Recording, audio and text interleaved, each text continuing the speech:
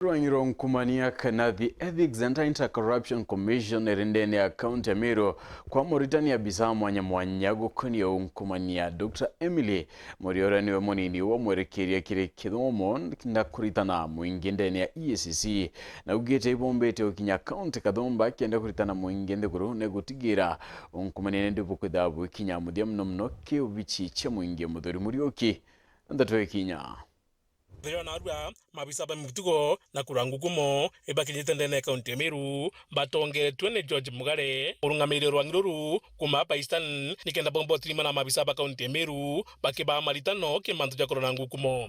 Na siku ya leo tunafurahi, madhumuni yao haswa ni kutusaidia ili tuweze kusoma na tuweze kuelewa vile tunaweza kuzuia haya mambo ya ufisadi ambaye ameharibu hinchi, amezuia maendeleo. Mnabubu na kutendene kaunti ya MERU kuna magama kadhomba njara bengene najo.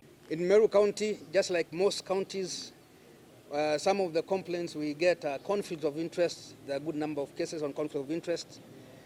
There is also issues of procurement irregularities. We have several cases ongoing. And land issues. We have some court cases trying to recover or endeavoring to recover government land which has been acquired and procedurally within the Meru County. So we are actively undertaking certain investigations, and we are some of them are in the final stages, some are at the beginning stages. Or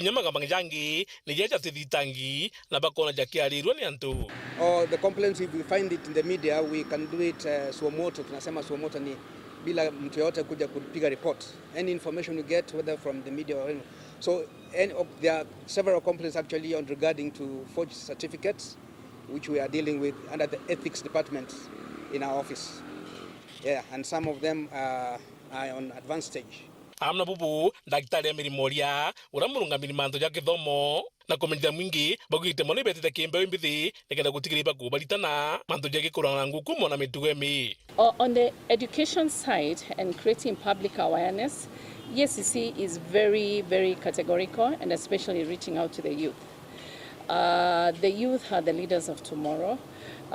We are out there with institutions of learning, right from the formative level, that is from the primary, secondary, and tertiary level, to inculcate values of integrity. And EACC has actually a program which we call Running with Integrity Clubs. We do establish integrity clubs in schools. And these integrity clubs teach children on how to inculcate the values of integrity and ethics, and the same in the universities and the youth at large within the counties. Mudhuri Murioki, Uru TV, Mutino Jokangangi.